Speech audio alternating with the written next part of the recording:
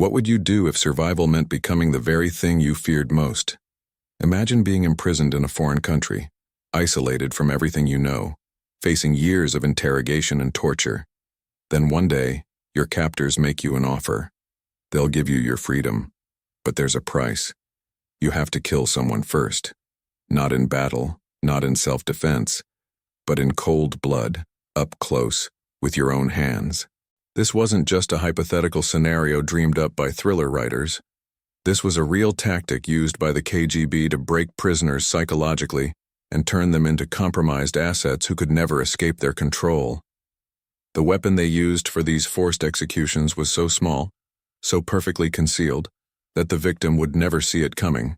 Today, you're going to discover one of the darkest chapters in Cold War espionage history, where a tiny blade hidden in a jacket lapel became the instrument that transformed innocent prisoners into killers who would be haunted by their actions for the rest of their lives.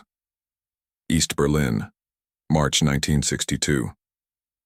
A man sits in a stark interrogation room in a Stasi facility, his hands trembling as a KGB officer places a gray suit jacket on the table in front of him. The prisoner, a West German businessman arrested 3 months earlier on fabricated espionage charges, has been told he will be released if he cooperates with one final task. He must attend a diplomatic reception that evening and eliminate a target the KGB has identified as a threat to Soviet interests. The officer shows him how the jacket's left lapel conceals a spring-loaded blade barely 3 inches long, hidden so perfectly within the fabric that even a thorough search would likely miss it.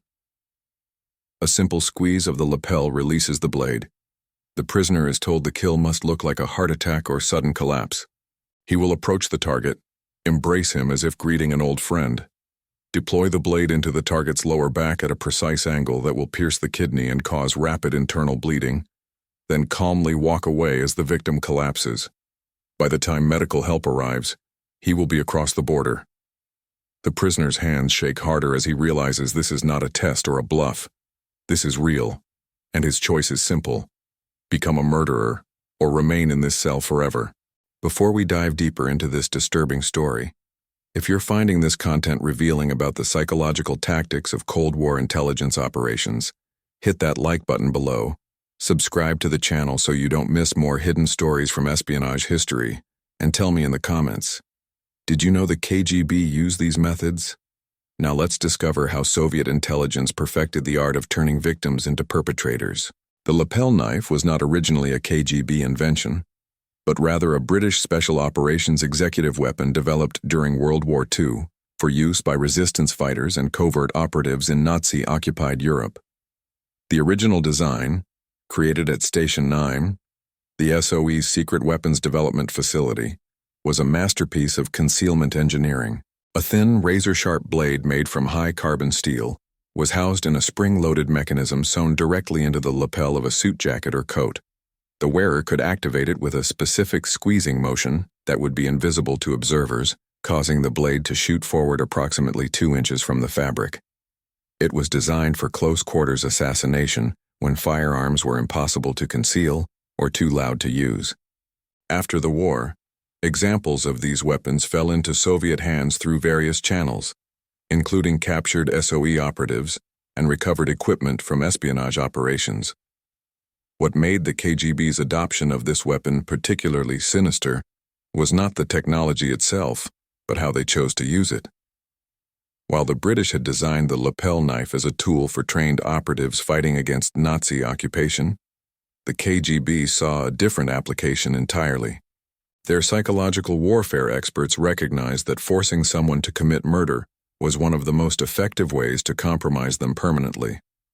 A person who kills on behalf of an intelligence service becomes bound to that service through guilt, fear of exposure, and the knowledge that they can never fully escape what they've done.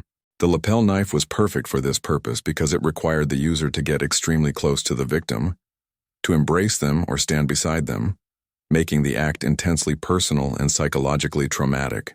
Unlike a gun that could be fired from a distance or poison that could be administered without direct contact, the lapel knife forced the killer to feel the victim's body against theirs, to support their weight as they collapsed, to look into their eyes in the final moments. The KGB's Technical Operations Directorate refined the original British design throughout the 1950s, making several modifications that enhanced its effectiveness for their purposes.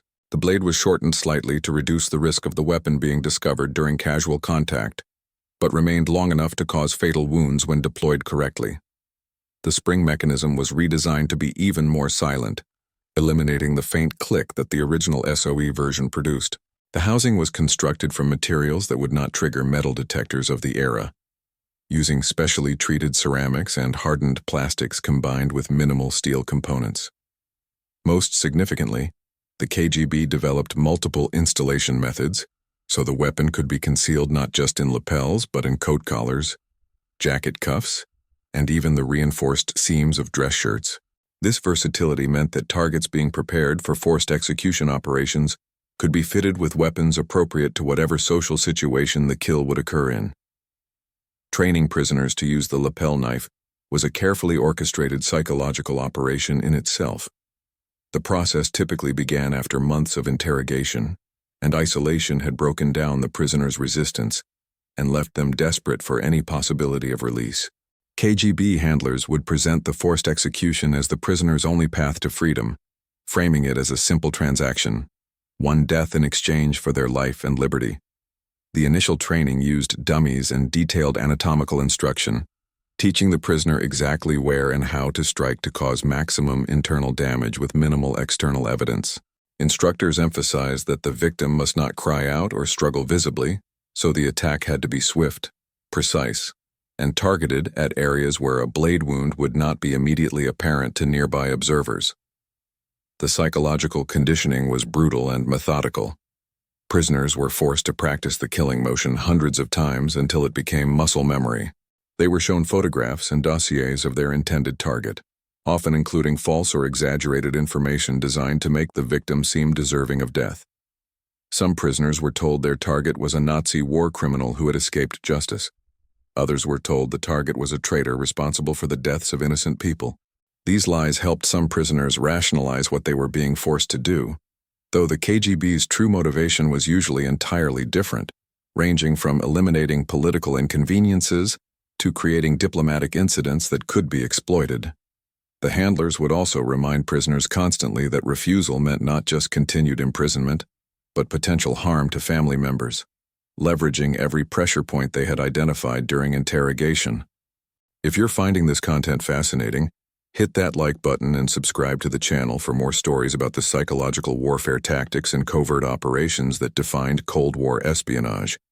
Documented cases of successful lapel knife operations remain largely classified, but defector testimony and declassified fragments of intelligence reports provide glimpses into how these operations unfolded. One case that came to light involved a Polish academic arrested in 1958 while traveling through Czechoslovakia. After 8 months of detention and psychological pressure, he was released to attend an international conference in Vienna, where he was instructed to eliminate a Yugoslav diplomat who had angered Soviet leadership. The academic, wearing a suit jacket fitted with a lapel knife, approached his target during a reception, engaged him in conversation about their shared research interests, then embraced him in what appeared to be a warm collegial greeting. The blade deployed into the target's lower back, severing the renal artery. The victim collapsed within seconds, and by the time security personnel reached him, the academic had calmly walked to the coat check, retrieved his belongings, and left the building. He crossed into East Germany that night and was never seen in the West again. The autopsy attributed death to a sudden aneurysm, and the true cause was only discovered years later when a KGB defector revealed the operation's details. The selection of targets for lapel knife operations followed specific criteria that maximized both operational success and psychological impact on the coerced killer. Victims were typically chosen from diplomatic or academic circles, where physical contact during greetings was culturally expected, making an embrace or close conversation seem natural rather than suspicious.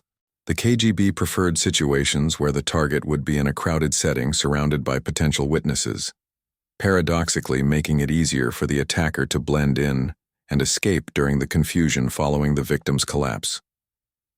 Handlers would spend weeks studying the target's behavior patterns, identifying the exact social situations where they would be most vulnerable and where a coerced prisoner could approach them without raising alarms. This meticulous planning meant that by the time the prisoner was deployed, every variable had been controlled to maximize the likelihood of success and minimize the chances of the operation being identified as an assassination rather than a medical emergency or accident. Another documented operation involved a captured American businessman in Moscow who was coerced into attacking a Soviet dissident at a cultural event in 1965. In this case, the operation failed when the businessman, unable to complete the psychological journey from victim to executioner, deliberately missed his target and instead used the blade to slash his own wrists in front of dozens of witnesses. The resulting scandal forced the KGB to extract him urgently and led to increased scrutiny of Soviet diplomatic events. This failure highlighted the primary weakness of using coerced individuals rather than trained operatives: psychological collapse at the critical moment. Despite extensive conditioning, some prisoners simply could not cross the line into murder, even when their own freedom hung in the balance. Western intelligence services became aware of the lapel knife threat in the late 1950s through multiple sources. British intelligence, having invented the original weapon, recognized the pattern when reports of unexplained deaths at diplomatic functions began showing characteristics consistent with close-quarters blade attacks. The CIA received detailed information from a Polish intelligence officer who defected in 1961, bringing with him documentation of the coercion program and even a sample lapel knife taken from a training facility. By the mid-1960s, security protocols at Western diplomatic events had been modified to include more thorough searches and the presence of plainclothes security officers trained to recognize the body language of someone preparing to deploy a concealed weapon. These countermeasures made operations more difficult but did not eliminate them entirely, as the weapon's superb concealment still allowed it to pass many inspection procedures. The lapel knife's effectiveness declined throughout the 1970s as security technology improved and awareness of concealed blade weapons increased. Metal detectors became more sensitive and widespread, making it harder to bring even the ceramic and plastic versions into secure areas. More significantly, the psychological operations required to turn a prisoner into a willing killer became less reliable, as interrogation resistance training improved among Western intelligence officers and at-risk diplomats. Prisoners who understood the coercion tactics were better able to resist them, or to plan elaborate ways to sabotage operations while appearing to cooperate. The KGB gradually shifted away from using coerced prisoners for assassination operations, instead relying more heavily on long-term recruited agents who were ideologically committed or financially motivated rather than psychologically broken. The legacy of the lapel knife program extends far beyond the specific operations it enabled. It represented one of the darkest applications of psychological warfare during the Cold War, demonstrating how intelligence services could weaponize human psychology as effectively as they weaponized technology. The program's very existence forced Western governments to confront uncomfortable questions about how to protect their personnel, not just from physical threats, but from psychological coercion that could turn them into threats themselves. This led to the development of resistance to interrogation training programs that included specific modules on recognizing and resisting coercion into committing violent acts, training that continues in modified forms today. The weapon also highlighted the fundamental immorality that could emerge when intelligence services operated without meaningful oversight or ethical constraints. The KGB officers who designed and implemented the forced execution program were not rogue actors, but were following approved procedures within their organizational structure. They had created a system that methodically destroyed people psychologically, turning victims into perpetrators and leaving both the coerced killer and their victim as casualties of Cold War rivalries. The prisoners who survived these operations, whether they completed their assigned kills or not, were left with severe psychological trauma that many never overcame. Some spent the rest of their lives in psychiatric care. Others lived in hiding, terrified that their role in the operations would be exposed.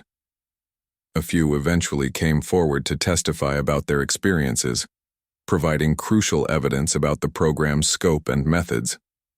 Today, The lapel knife exists primarily in intelligence agency museums and private collections of espionage equipment, a reminder of an era when the Cold War's invisible battles were fought not just with technology and tradecraft, but with the deliberate corruption of human morality.